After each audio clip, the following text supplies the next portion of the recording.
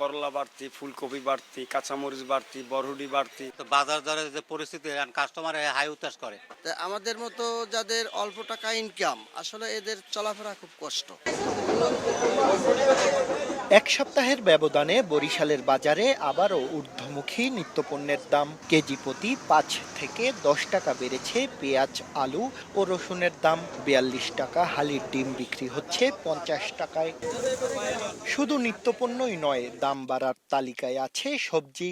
বেগুন, পটল, পেঁপে, লাউ সহ সব ধরনের সবজির দাম কেজি প্রতি বেড়েছে ৫ থেকে ১০ টাকা। বিক্রেতারা বলছেন, কোরবানি সামনে রেখে পাইকারি বাজারে বেড়েছে পণ্যের দাম, কমেছে বিক্রি। রোদ্দুরটা গাছগুলো সব গাছে মরে, বৃষ্টির পানি পায় নাই, এই জন্য দামটা একটু বাড়তি। হয়তো সামনে আরো একটু কমতে পারে, আর বাড়তেও পারে, মানে ঠিক নেই।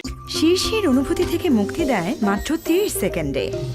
Pepsodent sensitive expert. ইচ্ছে মতো দাম হাঁকালেও দেখার কেউ নেই বলছেন ক্রেতারা। বাজার মনিটরিং এর দাবি তাদের। প্রত্যেকটা দ্রব্যমূল্যের দামই প্রত্যেক দিনই পরিবর্তন হয়। আমাদের মতো যাদের অল্প টাকা ইনকাম আসলে এদের চলাফেরা খুব কষ্ট। বরিশাল নগরীতে ছোট বড় মিলিয়ে ২০টি বাজার আছে। প্রতিদিন এসব বাজারে কোটি টাকার পণ্য বেচা বিক্রি হয়।